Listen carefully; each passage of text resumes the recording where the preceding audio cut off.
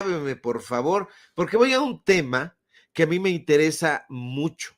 Todos los temas que hemos presentado me interesan bastante, pero este en especial, porque habla justamente de una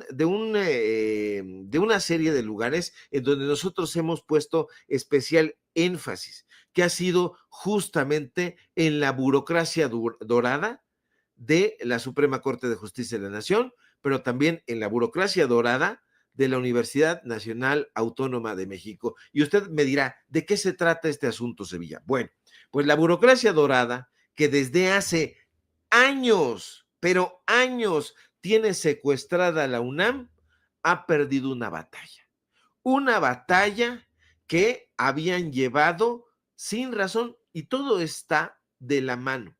Fíjese, le cuento los detalles. Para infortunio de la alta burocracia de la UNAM, se ha impuesto el derecho y la razón. Y es que ayer el quinto Tribunal Colegiado Federal en materia administrativa instruyó a la Universidad Nacional Autónoma de México, dice así este fallo, la instruyó a dejar sin efecto cualquier acto o procedimiento que vulnere los derechos de la hoy ministra de la Suprema Corte de Justicia, Yasmín Esquivel. Usted conoce perfectamente a Yasmín Esquivel porque se le ha entrevistado justamente en este espacio. Nuestro colega y titular de este espacio informativo, Vicente Serrano, la ha entrevistado incluso en 2 ocasiones. Bueno, pues ahora la razón cae por su propio peso y cae del lado de Yasmín Esquivel.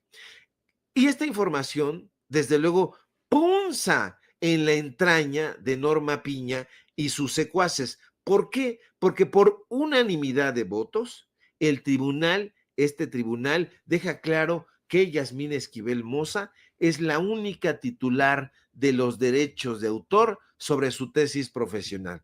Por si fuera poco, este, pues este documento agrega que la ministra Yasmín Esquivel ha sido injustamente difamada por las anteriores autoridades de la UNAM y sus derechos han sido vulnerados al instaurar procedimientos no previstos en la legislación universitaria.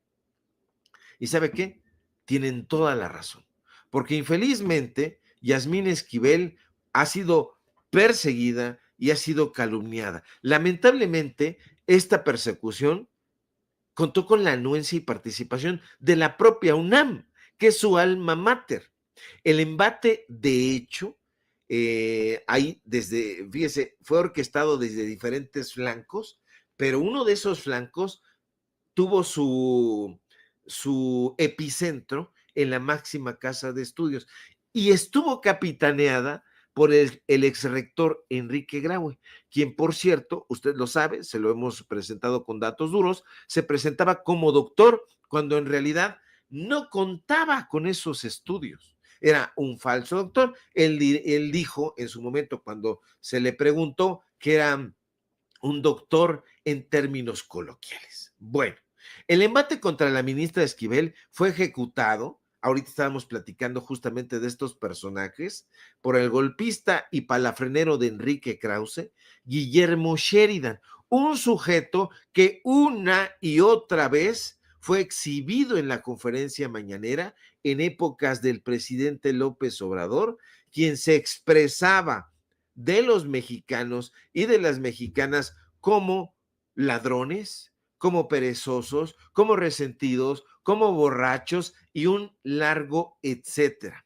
Bueno, pues este señor Guillermo Sheridan, que fíjese cómo son las cosas, y lo hemos conversado aquí también, profesor, maestro de Ciro Gómez Leiva, un sujeto que al investigarlo ocurre que aunque no da clases en la UNAM, sí cobra puntualmente su sueldo. Se supone que debería de dar clases en la UNAM. Tiene una plaza en el Instituto de Investigaciones Filológicas, donde cobra puntualmente su sueldo. Bueno, pues este fue el autor en Latinus de ese supuesto reportaje. La embestida contra Yasmín Esquivel también llegó con las descalificaciones de no pocos investigadores del Instituto de Investigaciones Jurídicas, casi todos itamitas. Acuérdese del Instituto de Investigaciones Jurídicas de la UNAM, ahí donde está Lorenzo Córdoba Vianello. Casualmente, también colaborador del Espacio Latinos, en su espacio de opinión. Bueno, pues esta desdichada estratagema política, si usted no lo recuerda, tenía el fin de descarrilar a Yasmín Esquivel en su carrera hacia la presidencia de la Suprema Corte de Justicia. Esquivel en ese momento competía con Norma Piña y Yasmín Esquivel le llevaba ventaja. Pero que Esquivel ganara representaba un peligro para el conservadurismo que actualmente y desde ese momento comenzó a imperar en la Suprema Corte de Justicia de la Nación. En ese texto, Sucio Trabajo, que presentaron en Latinos, incluso el propio Guillermo Sheridan decía que Yasmín Esquivel simpatizaba con el tipo de gobierno de Andrés Manuel López Obrador. El golpe fue por ahí.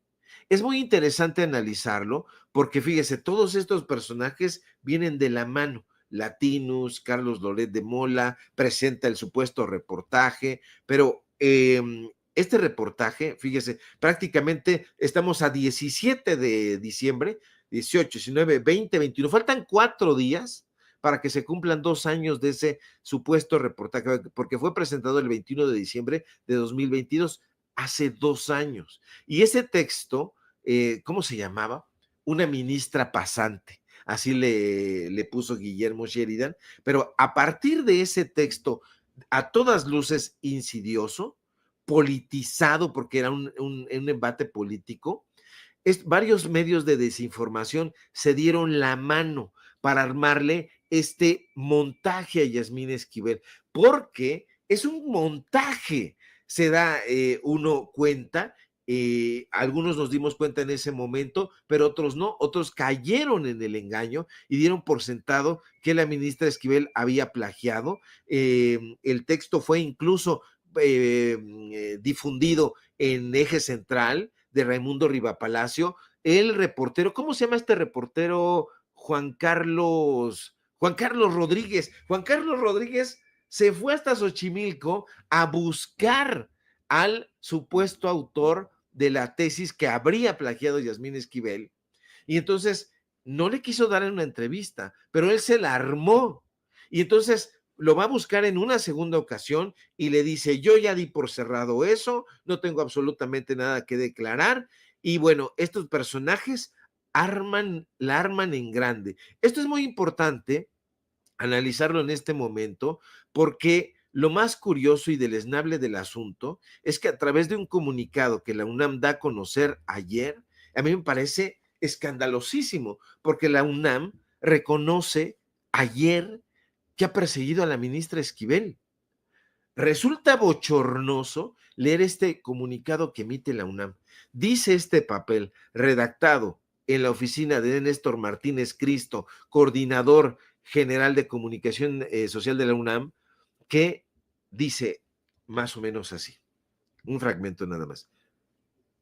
La UNAM dio seguimiento puntual y agotó todos los medios legales a su alcance en contra de los recursos promovidos por la exalumna, declara así la institución, con una displicencia, público memorioso, que a mí francamente me pasma porque es una locura que una universidad esté reconociendo este tipo de embates. La UNAM dio seguimiento puntual y agotó todos los medios legales a su alcance en contra de los recursos promovidos por la exalumna. Declara este comunicado con una displicencia que a mí francamente me pasma. Quizá esta gente, si se arrepiente de su maldad y de su sevicia, pues no da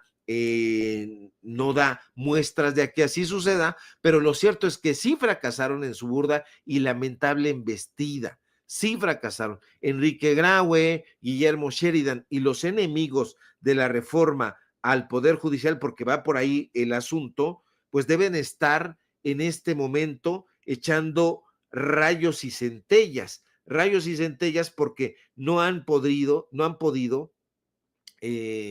pues salirse con la suya. Ahora sí que, pues yo veo que ha perdido y a mí me parece muy bien la burocracia dorada en la UNAM. No pierde la UNAM, pierde la burocracia dorada de la UNAM.